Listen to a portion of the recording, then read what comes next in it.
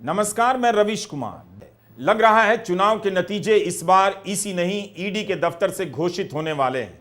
ऐसा क्या है कि सबसे अधिक चंदा लेने वाली पार्टी से जुड़े किसी के खिलाफ ईडी सक्रिय नहीं है और विपक्ष के नेता धड़ाधड़ दबोचे जा रहे हैं ताकि वे चुनावी मैदान में उड़ ही न सकें। ईडी की हरकत या करतूत को समझना है तो दिल्ली हाई कोर्ट में अभिषेक मनु सिंघवी की दी गई दलीलों को पूरा पढ़ना होगा, सुनना होगा। हम काफी विस्तार से इसके बारे में बता रहे हैं, इसलिए गुजारिश है इस वीडियो को 2 बार देखिए, पूरा देखिए। केजरीवाल के वकील अभिषेक मनु सिंघवी पूरी तैयारी के साथ आए। जमानत याचिका पर बहस के दौरान अभिषेक मनु सिंघवी ने ईडी के वकील को पानी पिला दिया। ईडी के वकील के अजीब अजीब तर्कों को ध्वस्त कर दिया, मगर वे केजरीवाल के लिए जमानत हासिल नहीं कर पाए।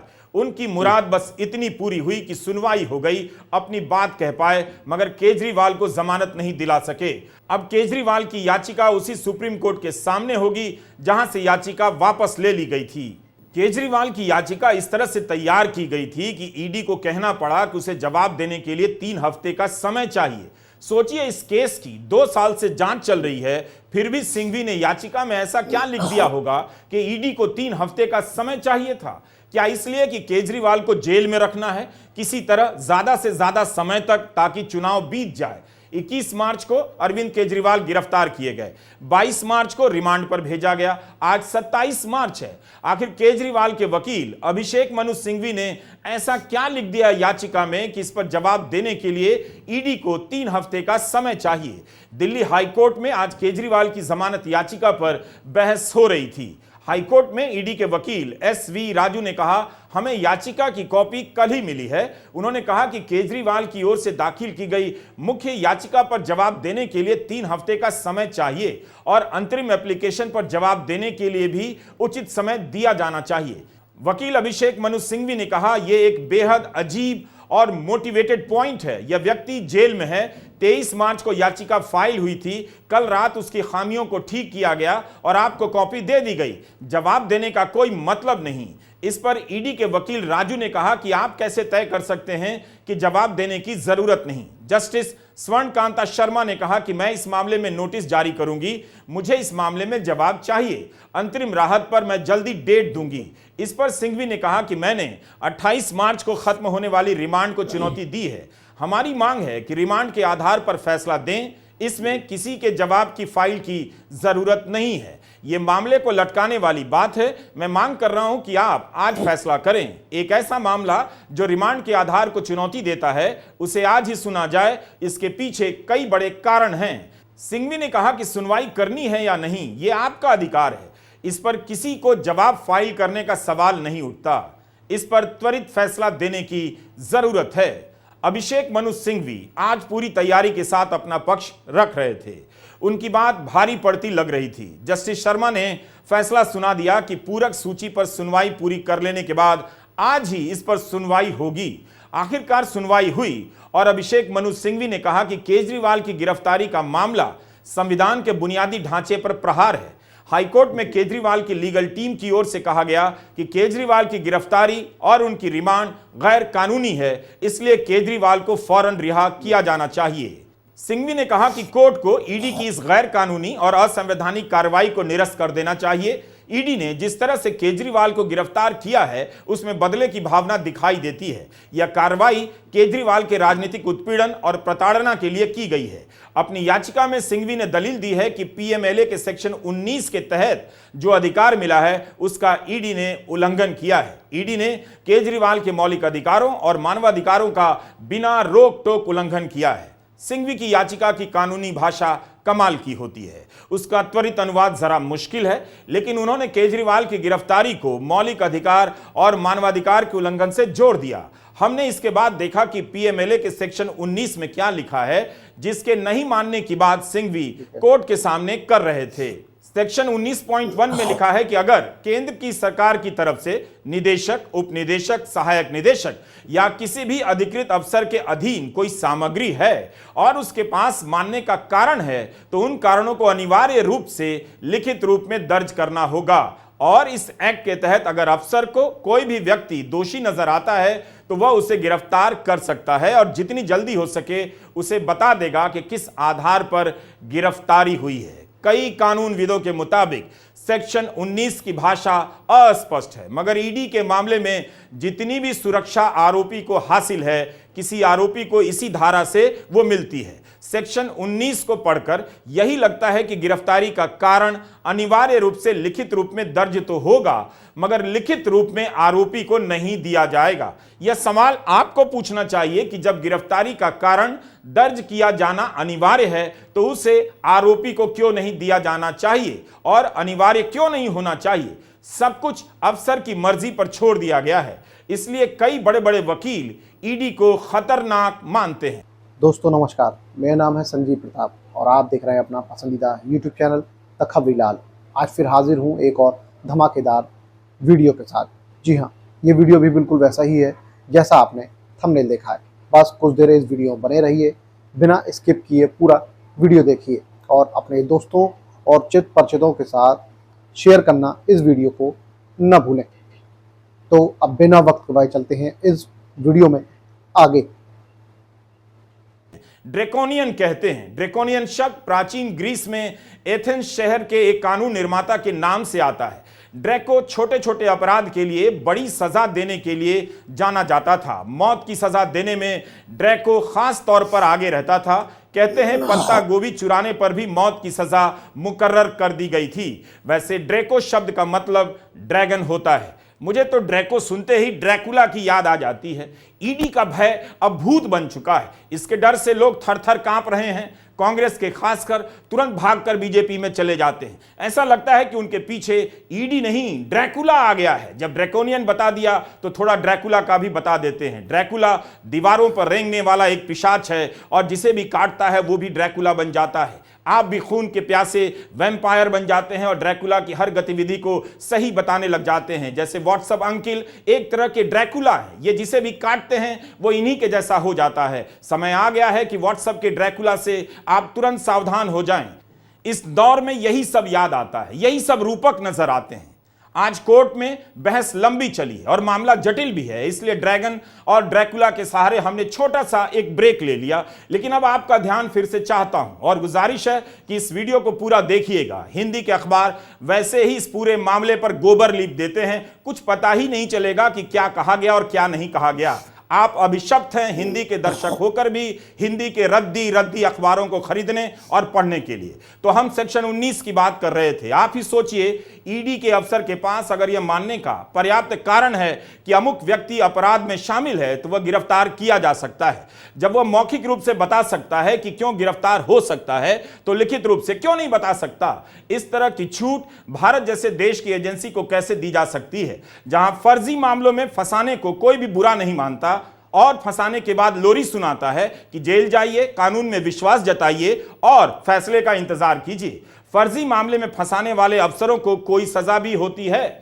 जो भी है, भले ही नाम मात्र ही समझिए, लेकिन ईडी को जितनी शक्तियां मिली हुई हैं उनमें आरोपी के पास जो भी बचाव है वो इसी सेक्शन 19 से मिलता है। गिरफ्तारी के कारणों को दर्ज करना होता है। अदालत उसकी मांग कर सकती है कि किस आधार पर केजरीवाल को गिरफ्तार किया गया है, मगर आरोपी को नहीं दिया जाएगा। पुलिस किसी को एफआईआर के बिना गिरफ्तार नहीं करेगी। पुलिस के सामने कोई बयान देता है, अदालत उसे सबूत नहीं मानेगी, लेकिन ईडी के सामने किसी का दिया हुआ बयान गिरफ्तारी का आधार बन जाता है और इसे ट्रायल के समय सबूत मान लिया जाता है, क्योंकि समझा जाता है कि ईडी तो पुलिस नहीं है, मगर जिसका इस तरह से इस्तेमाल हो रहा है या अतिक्रमण दिखाई देता है, जैसे आरोप लगते हैं, उससे यही लगता है कि ईडी का भय पुलिस के भय से भी कई गुना ज्यादा हो गया है। अभिषेक मनु सिंघवी ने कहा कि सेक्शन 19 के तहत गिरफ्तारी केवल शक के आधार पर नहीं की जाती है।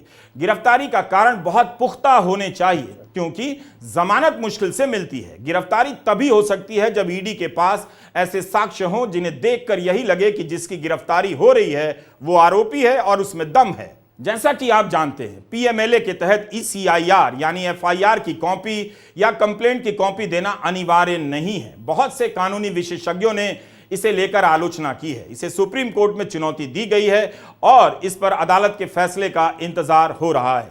इस समय जो कानून है उसके अनुसार ईडी को गिरफ्तारी के वक्त एफआईआर की तरह ईसीआईआर डिटेल के रूप में देने की कोई जरूरत नहीं, सिर्फ गिरफ्तारी का आधार बताया जा सकता है। केजरीवाल की गिरफ्तारी को गैर कानूनी साबित करने के लिए सिंघवी दलील देते हैं कि मौजूदा मामला पीएमएलए के सेक्शन 3 के तहत दर्ज है, लेकिन इस केस में ऐसा कोई भी साक्ष्य नहीं जो दिखा सके कि कानून में दर्ज किसी भी गतिविधि में याचिकाकर्ता यानी अरविंद केजरीवाल शामिल थे। सेक्शन 3 के तहत ईडी को दिखाना होगा कि याचिकाकर्ता यानी केजरीवाल का संबंध प्रोसीड्स ऑफ क्राइम से जुड़ा है, यानी उसे किसी तरह से पैसा मिला है, उसने इसे छिपाने का काम किया है या इस्तेमाल किया है, या किसी तरह से रिश्वत के पैसे को वैध बनाने का काम किया है। ईडी को यह बताना होगा कि सिंघवी ने कहा कि ईडी के पास ऐसे कोई साक्ष्य नहीं है जो यह साबित करते हो कि याचिकाकर्ता ने सेक्शन 3 के तहत अपराध किया है। यह आरोप भी नहीं है कि याचिकाकर्ता को कथित अपराध की कोई जानकारी थी। सिंघवी ने याचिका में लिखा है कि गिरफ्तारी के समय ईडी ये साबित नहीं कर पाई है कि केजरीवाल सेक्शन 3 के तहत आने वाली गतिविधियों में आरोपी हैं।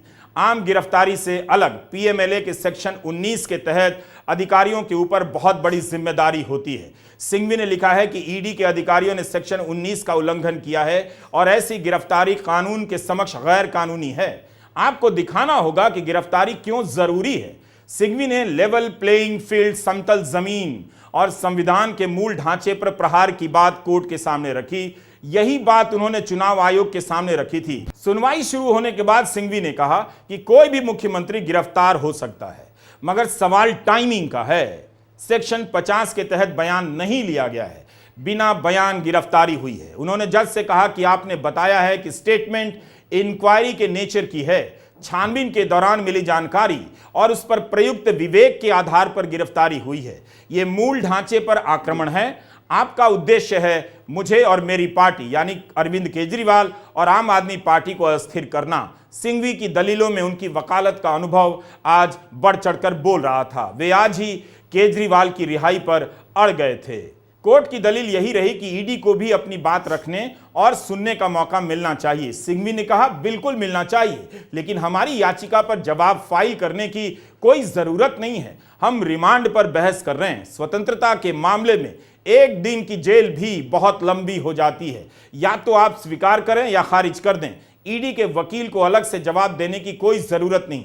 हमारी रिहाई की अपील सुनी जानी चाहिए। कोर्ट ने सुनने की अनुमति दे दी। सिंघवी ने यहां तक ईडी के तमाम तर्कों को पीछे छोड़ते हुए अपनी बात रखने का मौका कोर्ट से हासिल कर लिया और सिंघवी बहस करते चले गए। उनकी दलीलों का आधार यही था कि गिरफ्तारी गैर कानूनी है और केजरीवाल को रिमांड खत्म होने से पहले आज ही रिहा किया जाना चाहिए। 28 मार्च को केजरीवाल की रिमांड खत्म हो रही है। सिंघवी कहते रहे कि पीएमएलए में मुख्य बात होती है प्रोसीड्स ऑफ क्राइम की। मतलब यही हुआ कि क्या केजरीवाल ने पैसे लिए हैं या किसी तरह से इस्तेमाल कर उसे सफेद किया है। इसमें दूसरे अपराधों के लिए आप गिरफ्तार नहीं कर सकते। काले धन को सफेद करना ही अपराध माना जाता है। यह फर्क समझना होगा। जो आम अपराध है वो पीएमएलए के तहत तभी आएगा जब उससे हासिल पैसा किसी और बिजनेस में लगाकर काले से सफेद किया गया हो। इस केस में गिरफ्तारी के बाद जमानत मुश्किल हो जाती है, इसलिए कुछ तो तय करना होगा कि क्यों गिरफ्तार किया गया है। आपके पास गिरफ्तार करने की शक्ति है, लेकिन इसका मतलब यह नहीं कि किसी को भी गिरफ्तार कर लें या गिरफ्तारी जरूरी ही है। अभिषेक मनु सिंघवी पूछते रहे कि ऐसा क्या है जो बिना गिरफ्तारी के नहीं हो सकता था। जब केस अगस्त 2022 में शुरू हुआ और पहला समन अक्टूबर 2023 में दिया गया तो मुझे गिरफ्तार करने की क्या जरूरत है। आप सेक्शन 19 की सीमाओं का पालन कैसे कर रहे हैं। सिंघवी ने कहा कि मिस्टर ईडी, अगर आप फरवरी 2024 में केजरीवाल की भूमिका की जांच करना चाहते हैं तो आपको गिरफ्तार करने की जरूरत नहीं है, वो भी उस भूमिका के बारे में जिसका आपको पता नहीं है, जिसके बारे में आप खुद पुष्टि नहीं कर पा रहे। चुनाव के ठीक पहले आप केजरीवाल को गिरफ्तार कर रहे हैं। ऐसा क्या है जो केजरीवाल की गिरफ्तारी के बिना आप नहीं कर सकते थे। क्या आपने कोर्ट को कभी बताया है कि केजरीवाल ने आपको कोई जवाब नहीं दिया।